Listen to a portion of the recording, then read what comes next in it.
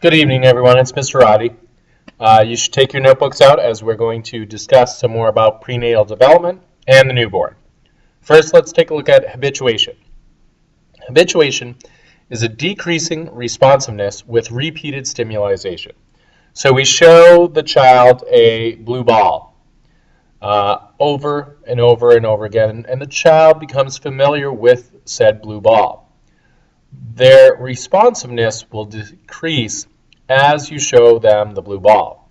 And we see that true here in this graphic, where once a child has habituated to the old stimulus, newborns prefer gazing at a new one.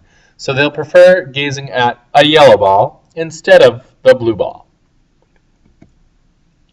Maturation, biological growth process that enables orderly changes in behavior. It's relatively uninfluenced by experience. And we see at birth the cortical neurons, at 3 months, and at 15 months. Those neurons really start to thread and maturation truly occurs. So let's look at physical development. Babies, only 3 months old, can learn that kicking moves a mobile, and they can retain that learning for about a month. So we see the child, we see a string tied to their foot. If they kick, that's going to move the mobile, and they'll retain that for about a month.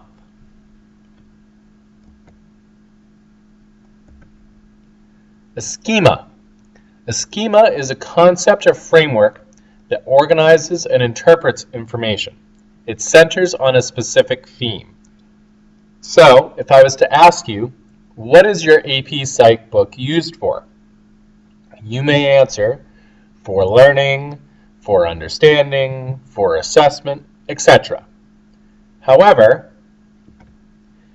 if I ask you to assimilate or interpret one's new experience in terms of one's existing schema.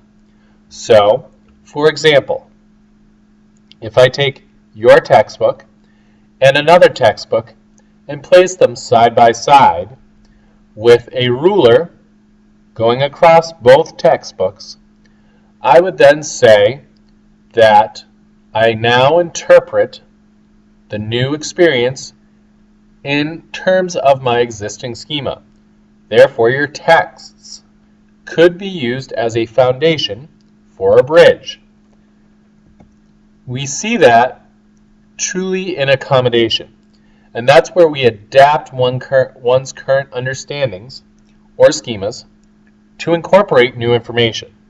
So, no longer is just your AP Psych book for studying or understanding or assessment or learning, but it's now a foundation for a bridge. Cognition. We've talked about cognition all year. It's thinking about thinking. It's all the mental activities that are associated with thinking, knowing, remembering, and communicating. It's key that you know each part of that definition: thinking, knowing, remembering, and communicating. So, let's take a look at Piaget's stages of cognitive development. Now, this chart is in your book. However, it is excellent for you to have it in your notes as well. So, if we take a look at Piaget's chart here, we see the first stage of birth to nearly 2 years, which is the sensory motor stage. This is when the child experiences the world through senses and actions: looking, touching, sticking things in their mouths.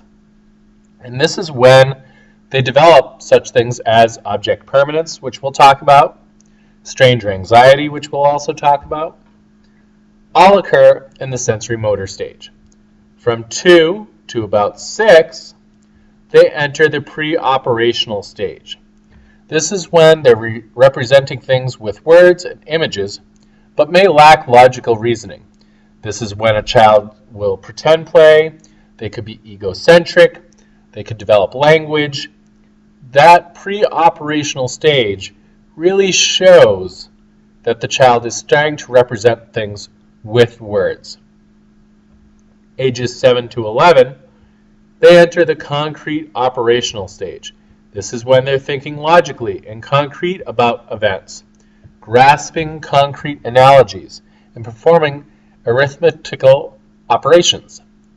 Conservation, which we'll talk about and experiment with later in the week, you'll see as well, and mathematical transformations. From about 12 to adulthood, we have the formal operational stage. This is where the child begins to understand abstract reasoning, as well as abstract logic and the potential for moral reasoning. This is where the child starts to think about their impact on the world around them and within society. They move beyond thinking about themselves and really start to think about the world around them. Well, that's been our quick 5-minute video for you. I hope you've got all these notes down, as we will be coming back to them shortly in the week for you. Have a great night.